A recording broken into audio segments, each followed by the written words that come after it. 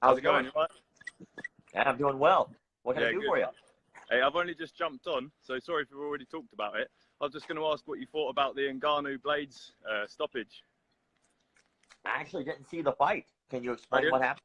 oh, right. So, well, a few people have been debating it because Ngannou landed like that massive right hand over the top and put Blaydes down. But then, because Blaydes was like scrambling and kept trying to go for the single leg and that, but he kept like stumbling. He kept stumbling back down. And a lot of people aren't sure whether or not it was, because he was really rocked or because he just couldn't find his feet. So it was a bit of a strange one. But if you haven't seen it, it's hard to comment. But yeah, Who was the referee? I don't actually know. I don't know. What did he look like? They're testing me, man. I was too busy watching the two massive dudes beat the shit out of each other. Well, I talk to a lot of like fighters and stuff on here. I talk to a lot of referees and stuff on here, so I'm always curious their perspectives. Like one of my favorite referees actually has been following the page for a while, and we chit chat and stuff, and I ask him his thoughts and his comments about stuff like that. So I might hit him up and ask what he thought about it. Yeah. But yeah, like I'm sorry I don't have an answer for you there. I really wish I did. Like, good. And go back and watch the fight. That way I have an opinion on it. Yeah, man. Did you see Brandon Vera's last fight? I did, and I fucking love that dude. First of all, from the way that he's come up through MMA is pretty inspiring. The fact that he was in the UFC at one time, no longer in the UFC now. He's fighting for, I do believe, ONE FC. And he's a champion there, and he's a beast. He is an utter animal, and the weight class change that he's done to become a bigger guy, because he is a much bigger guy than when he started, is incredible. I mean, he's just a real champion. Also a guy who follows the page, which I appreciate the shit out of. So yeah, man. That knockout was so weird though, didn't it? It didn't look like he hit him anywhere near hard enough to put him out. Dude, just give him a little tickle on the chin, and that was it. Yeah, I don't know if you remember the last Kimbo Slice's fight on Strikeforce. Do you remember that when he fought Seth Petrozelli? Yeah, with the red hair. Yeah. And Seth Petrozelli, if you watch that fight, from what I remember, I could be wrong, it looked like Seth Petrozelli, one, was terrified to fight Kimbo Slice. Yeah, he did. Backed up to the cage, and he closed his eyes, and turned his head, and stuck a jab out, and knocked Kimbo Slice out.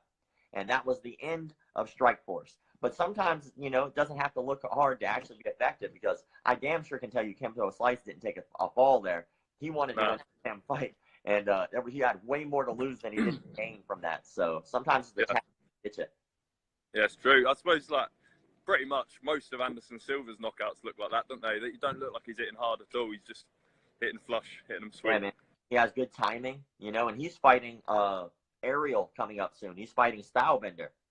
Yeah, well, mate, I'm terrified, right? Anderson Silva is one of the reasons I got into MMA. So every time I watch him fight, every time I see him lose, it's like watching my dad lose or something. You know what I mean? It's like watching a male figure that you care about. It's like watching him getting beaten the shit out of. So I'm not looking forward to that. I hope he's still got some in the tank, but I don't think the truth is most likely this is a stepping stone fight for Ariel. Not to take anything away from Anderson Silva. The man is a legend, probably one of the greatest fighters of all time. He'll go down. Yeah. But at the same time, every fighter gets old, and Ariel is not old, and he's on his way up. And if I had to guess, I'm going to say that I'm going to go ahead and make the prediction now that I think Ariel's going to be a champion.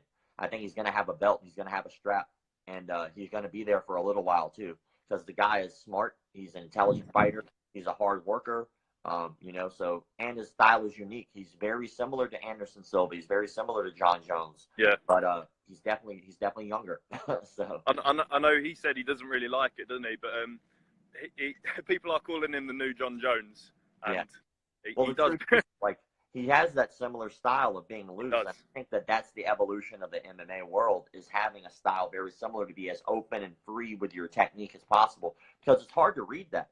If you're fighting a jiu-jitsu guy, you know what you're coming up against. If you're fighting a striking guy, you know what you're coming up against. When you're fighting somebody who has such a big palette of technique, it's hard to read that. You don't know when you're going to get hit or by what, so you don't know what's going on, That's what I was talking to a friend of mine on live the other day actually about it, because we were talking about Ngannou and whether he's hyped up to be, and we kind of just came to the conclusion that obviously the guy's got mad power, that is insane, but I think the main thing is he don't punch like anyone else not just with power, just you don't know where any of his shots are coming from. He almost looks really awkward when he boxes, doesn't he? And we said the same thing about Chuck Liddell, because when you see Chuck Liddell fighting, he almost looks like he doesn't know what he's doing. It looks like his arms are flying all over the place, but it obviously works. And I think just no one's figured Ngannou out yet. They figured out Chuck Liddell, and he, you know, he's had his fair few of glass chin moments, but they haven't figured out Ngannou yet. And he does hit hard, man. It's a scary thing to go into the ring against somebody who hits so damn hard, you know. But at the same time, that's not what it's all about. And who did he fight? He just fought and lost to Derek Lewis. Not Derek Lewis. Stipe. Stipe, thank you. Yes, he fought Stipe. And everybody was, for some reason, thought that Stipe was losing that fight. And Stipe wound up winning because he was just a more intelligent fighter, you know? Yeah, big time. But, hey, I got like 2 minutes before it kicks me off. But thank you for No worries, man. Cool. You take care, dude. You too, man.